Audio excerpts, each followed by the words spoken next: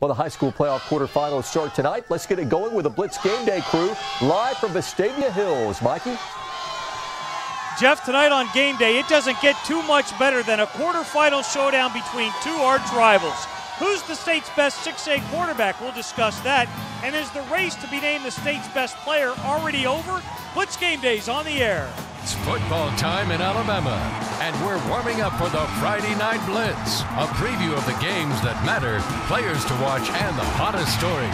It's time for Blitz Game Day, brought to you by Alabama Telco Credit Union. Here we go again. Vestavia and Hoover, two names synonymous with high school football success. Hoover is Goliath, and while Vestavia isn't exactly David, the Bucks have owned the Rebels. Of the last 15 times these two teams have met, Hoover's won 12 of them. But when the two teams have met in the playoffs, the record is even, 2-2. The most recent playoff meeting was 2007, another quarterfinal showdown. The Rebels won that one 21-17. Tonight's game will be the second time these two teams will have met this season. 2 months ago, way back in week 5 of the season, Hoover beat Vestavia 35-15. They're a different team now. We're a different team. I know they're better, and I feel like we're better, you know. And so it's just going to be a great opportunity for us to, you know, to see where we've gone. As if getting the semifinals wasn't motivation enough, to have a chance to do it by beating your arch rival is icing on the cake. No matter who we're playing, you know, we respect their program and their tradition and what they're able to do. And anytime you play somebody twice, of course, you know they're going to make adjustments to things that you had success with. But I told the kids, I mean, I know it's Vestavia, but it's all about advancing to the semifinals. I'm joined now by Jeff Santel for the Birmingham News. And Jeff, I mentioned the numbers. Vestavia has won just 3 of the last 15 meetings. I've also heard that to have a rivalry, both teams have to win. Yeah, Mike, but you got to look at that a little bit differently with Hoover. They're the beast. Hoover's lost 5 times in the last 6 years. Vestavia's beaten them 2 of those times. So for Hoover, anybody that beats them is a rivalry. Now the proximity of the two communities, the fact that the kids know each other well, spend some time away from school together, we get all that, but what makes this rivalry really special? Well, Mike, you got to look at the coaching staffs a little bit. These guys know what they're doing. They're professionals. They're at the top of their profession. And just watch it. You'll see a scheme here you haven't seen before. You'll see a wrinkle at the half. You'll see a play-action pass. You'll see a reverse pass. You'll see onside kicks. Special teams and defensive coaching is what makes this game special. What is the deciding factor usually in games like this? You know, you got to look at the defense is what Hoover calls it. That's their special team.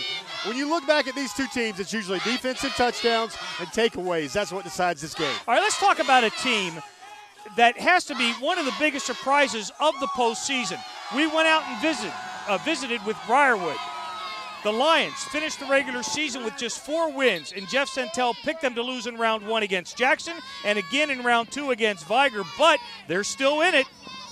It took us a little while to figure out how to be the underdog and how to work hard when stuff was going against us, but now that the playoffs are here, we got a couple wins on our belt. I think we're maximizing our potential at the right time. Like last year, we were kind of expected to win first, second, third round.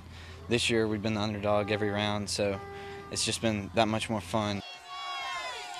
They've reached the 500 mark now for the first time this season. How do you explain Briarwood's postseason success? Mike, you don't really explain it, but here's what I like.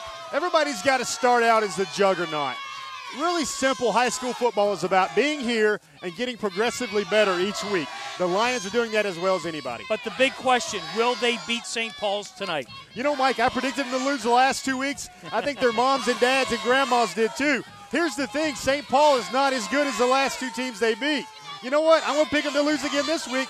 Maybe the Lions will win and keep shocking everybody. All right, coming up, is the race for Alabama's Mr. Football Award already over? And who is the best 6A quarterback in the state? That question could be answered tonight. You're watching Blitz Game Day.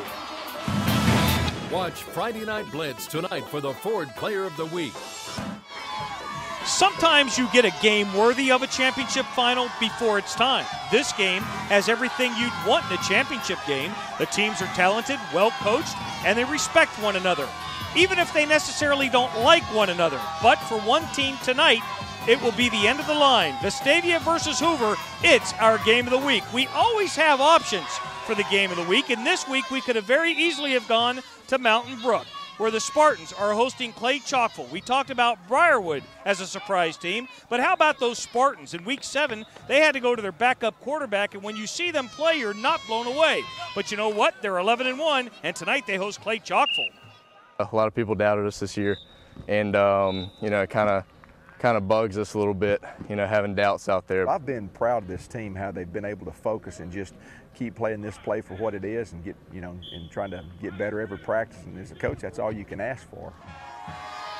After last year's nightmare, where they forfeited themselves out of the playoffs, Clay Chalkville is living the dream, and right now playing about as good as anyone in the state. Last week, are you going to go home and celebrate being in the 3rd round instead of the 4th round? So we're going to have a tremendous game Friday night. Mountain Brook's is a great football team, and it's going to be very fun.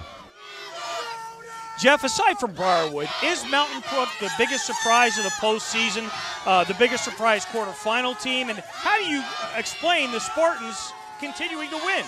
Well, Mike, I think Coach Yeager said it best right there. They just simply do what their coaches ask them to do. They do it all the time, and they don't put themselves in bad places where their talent can't fix it. Am I right to say that the Cougars are playing as well as anyone in the state, and does Mountain Brook stand a chance tonight? Mike, I'll be blunt. We saw them last week against T County in the game of the week. If Clay Chalkville plays like that, they will win the state championship. The problem is they haven't played like that all year. There's an interesting matchup tonight down in Montgomery. The Spain Park Jaguars and their outstanding quarterback, Nick Mullins, are on the road taking on Carver Montgomery and their outstanding quarterback, Jeremy Johnson. Johnson, for the moment, is committed to Auburn. Nick Mullins is still waiting for that big scholarship offer to roll in. Spain Park versus Carver. But the game within the game is Mullins versus Johnson. Yeah, it's got to be. I know it's a team game, but you can simply dice it up this way. The quarterback that has the better game tonight will be the one that gets their team in the best position to win. And I'm looking at these two guys one way.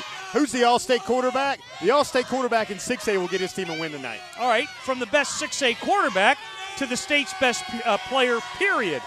In a career full of remarkable performances, last week's performance by our Darius Stewart against Fife was by far his most remarkable.